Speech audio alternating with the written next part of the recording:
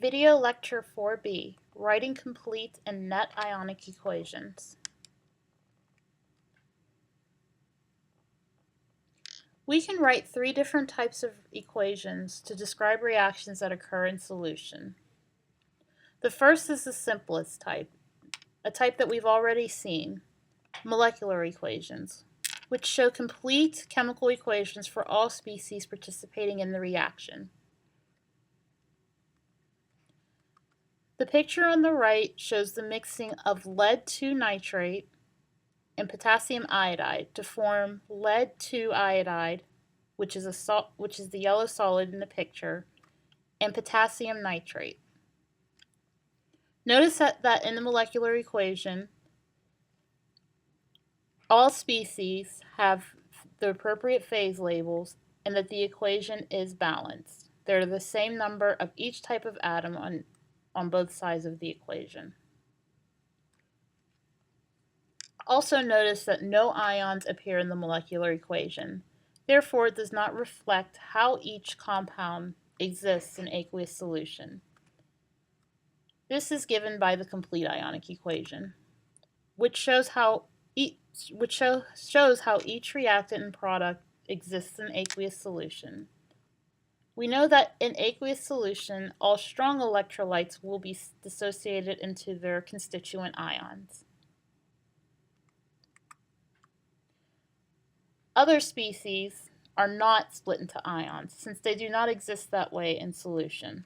These include solids, liquids, and gases, and weak electrolytes and non-electrolytes. We can take our example equation and write a complete ionic equation in the following manner. We know that lead 2 nitrate is a strong electrolyte, since all nitrate ions are soluble in water.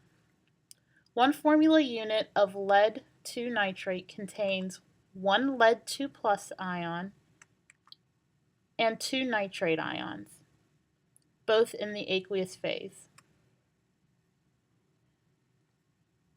Note that the subscript 2 in the lead 2 nitrate formula became a coefficient, which describes the number of nitrate ions in solution for every formula unit of lead 2 nitrate. Potassium iodide is also a strong electrolyte, since all compounds containing potassium ions are completely soluble in water.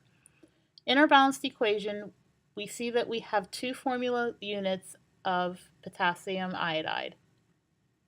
Therefore, we can dissociate our two potassium iodides into two potassium ions and two iodide ions.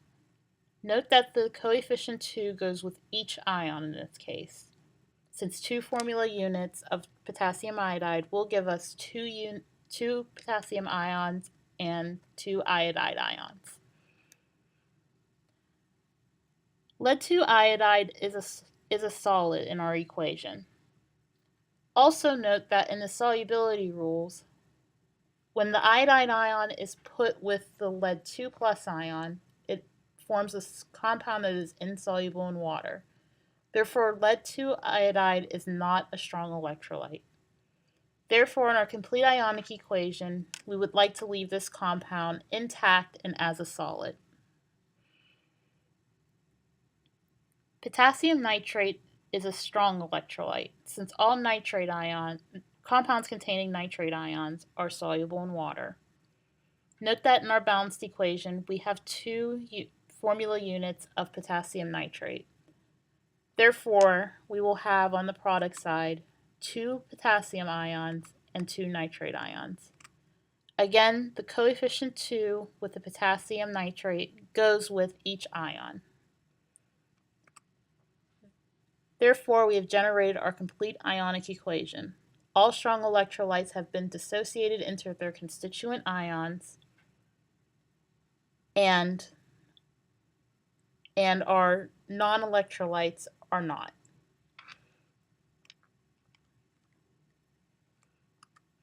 To better reflect the reaction that's actually occurring, we need to write a net ionic equation, which only shows the species that change form during a chemical reaction. To write a net ionic equation, we can use our complete ionic equation. First, we need to identify the species that do not participate in the chemical reaction. We can identify these by looking for ions that do not change form in the reaction. We call these spectator ions, since they are literally watching the reaction that takes place. If we look at our example, we see that two ions do not change form during the reaction. The nitrate ion and the potassium ion have the same state and same number of ions on both sides of the equation. Therefore, these ions will not appear in our net ionic equation. Therefore, our net ionic equation tells us that in this reaction, the lead-2 plus ion combines with two iodide ions to form the insoluble salt lead-2 iodide. It is very important to practice writing complete and net ionic equations. We will use both of these equations to write down the reactions that occur in aqueous solution.